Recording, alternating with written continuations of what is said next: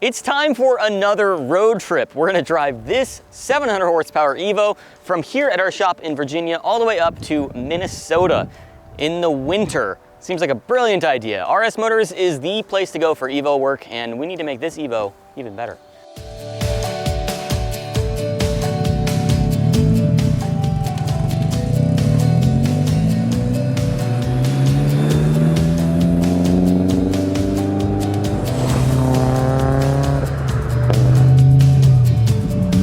So we are about 1,100 miles between here and Minnesota, and we have no cruise control, we have no fuel economy, and we have a pretty, honestly, relatively small fuel tank, so we're gonna have to stop a lot for fuel. But that's probably good because the exhaust drone is really getting to me already. The gearing is so long in this car, and the turbo is so large in this car that there is no power until about 4,000 RPM. So naturally, you're not cruising at 4,000 RPM. We're cruising at like just under 3,000 right now. So I have to downshift going up every single hill, which is quite frustrating. I'm basically a semi-truck when I'm just cruising on the highway. I'm literally getting passed by Ford Focuses. I am 100% throttle right now. We're going 40 miles an hour. I'm flat out trying to go up this hill. So naturally, I've got a downshift. Fourth isn't even enough. Let's go to third.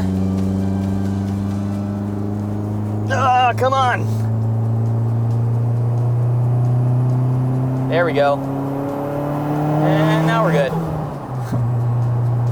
So fourth gear at 60 miles an hour, we can make it up the hills, but definitely not in fifth gear.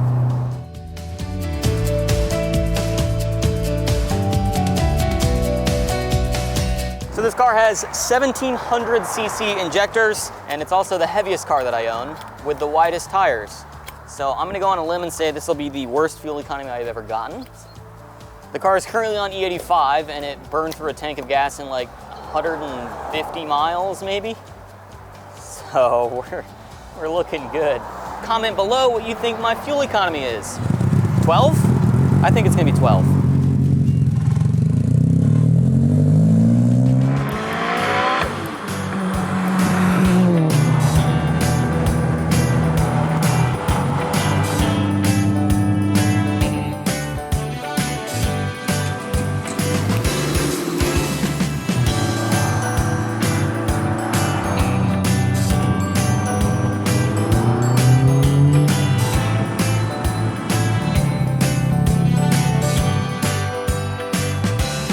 $212 miles, 16.8.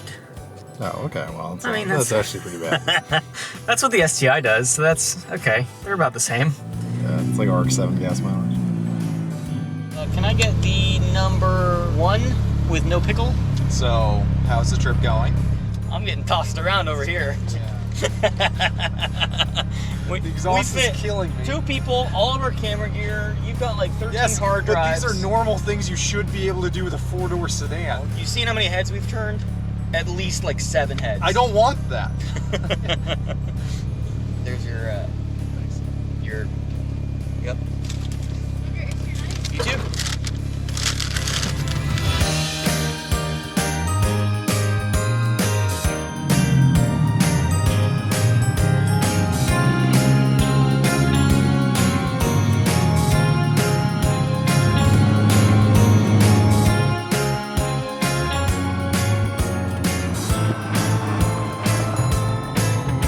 So we're getting close to Minnesota now. We're maybe 1 or 2 fill-ups away. So I am going to start looking for E85 gas stations now. So we'll hopefully try to get the percentage of ethanol in this up to 85 so that when we get there, we can do a baseline dyno pull, see if this thing actually makes 700. And before you knew it, we made it to Minnesota, where we can get started with Ronnie at RS Motors. Welcome to RS Motors. I'm Ronnie Solomon, and today we're working on Ben's Evo 10. We are trying to get a better spool by replacing the turbo with a smaller one or a more updated one. And we're gonna try and see if we can fix some more of the spool with the MyFix. We're putting on the dyno for a baseline read first to see if it actually makes that 700 horsepower. My biggest complaint with this car as far as powertrain is the power band. It's super sluggish down low until you get the RPMs up really high, mostly because this turbo is so large. So we're gonna see what that power band looks like on this dyno to get a good baseline.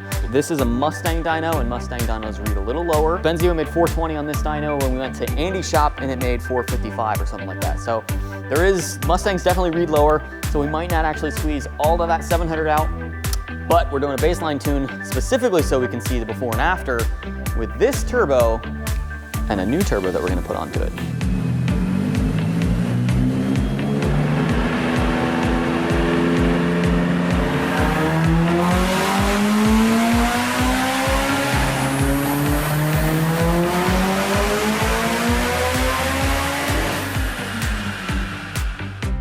So we have boost coming in pretty late. It's right around 5,000, 5,200. Is that full spool? Yeah, full spool. Oh, that's the boost level, is the Yep, green green. line? Oh, so we're like making 32 PSI? It's pretty flat. It's got twin wastegates, so it's pretty consistent. I also can't help but notice that it doesn't even make 100 horsepower until 4,000 RPM. So it's less than 100 horsepower until 120. 120, Yeah, okay. This power band looks pretty bad, partly because the turbo is too large, but also because the MyVac system might not be working. We'll have to check on that later. But first and foremost, we're gonna change this turbo out for a more modern setup.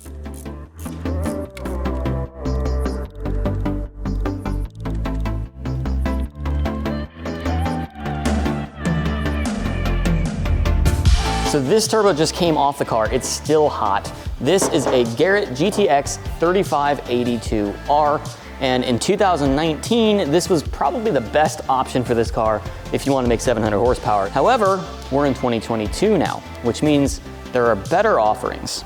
So we have a new turbo, also from Garrett. So this is a G3900, which is Garrett's latest turbo, and this thing is awesome. Technology's come so far, and we can use a smaller turbo, should be able to make the same power that the older, bigger turbo made. The exhaust side, we have gone with an 8.3 housing. So the 8.3 is the size of the housing. You want it to be somewhat small for spool. This affects spool a lot, but it also affects the amount of flow that the turbo can push. So if you're trying to make a ton of power, the exhaust is definitely the most restricting aspect of this. In this box, we have a speed sensor kit. This thing is super cool. I've never run one of these on a turbo before, but this guy will connect up right here on the turbo, and it'll sense basically the speed of the turbine wheel, which is moving at hundreds of thousands of RPM. So this gauge will show us how fast the turbo is spooling, which will help us find the limit of this turbo, along with a lot of other factors, obviously. So hopefully we'll be able to squeeze everything that we can out of this smaller but newer turbo. All right, so we are installing a speed sensor for this turbo. This would let us get the max power out of this turbo without sacrificing overspinning it. So once you overspin it and the shaft is not balanced anymore, it's gonna tweak and just start hitting the housing. Looks like it's gonna fit, for sure.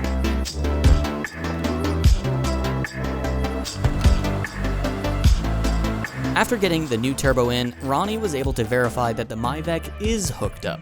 Now there's a couple more things that we should do before we're ready to throw the car back on the dyno.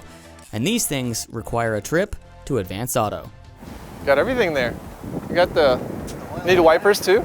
So I need a battery for the Evo because it's got some sort of power draw. Every time it dies, if it sits for more than like 30 minutes, it won't crank over enough. So I'm gonna change the battery out, probably just like a standard Die-Hard Gold. A new battery should help us get the car started, and we're gonna get some Valvoline oil while we're here to make sure the engine stays healthy. Let's see what you have in your can of tuna.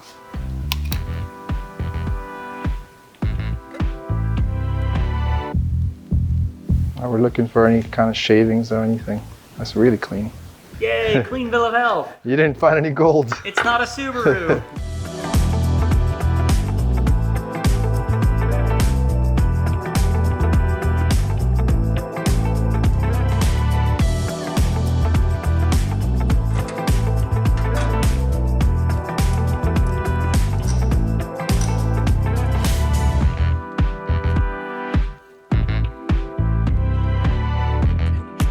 Okay, so we have the new G3900 turbo on the car installed.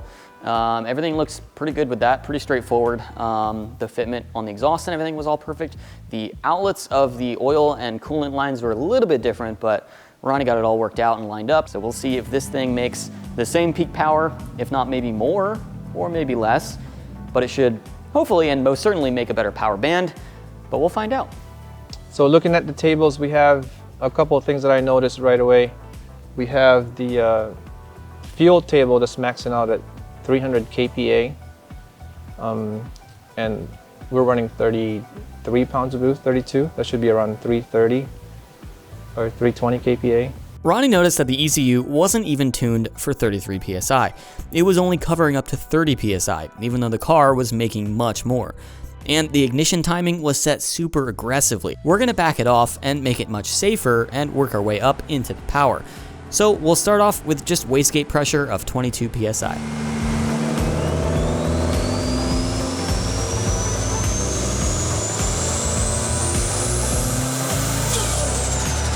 Looks good.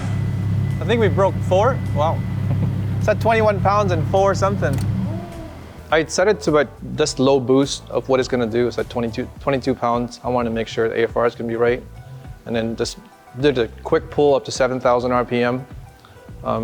Just kind of watch everything. And then now we have a comparison of at least where the spool is gonna be at. Yeah, this line right here is the 3582. And this is the G30. And you can see how it gets wider as we go up into the boost. So we'll see once we actually get up to the peak RPM or the peak. I mean, even boost. the power, there's 10 pounds of boost difference between these two power graphs. We're gonna chase it. Unfortunately, as we turned the boost up, we heard bubbling in the coolant system. We are trying to keep track of this cooling system because it kind of bubbles up after a run. It starts gurgling. I want to see if there's air pocket in there or there's something else going on, like lifting the head up or something. See it? Do you see it come up? A little bit. So there's no bubbles right now.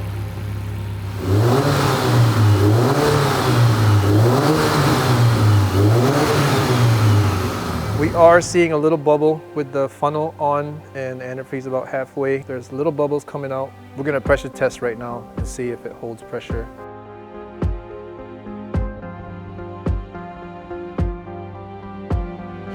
Well, it has all the signs of bad head gasket. Great. Awesome.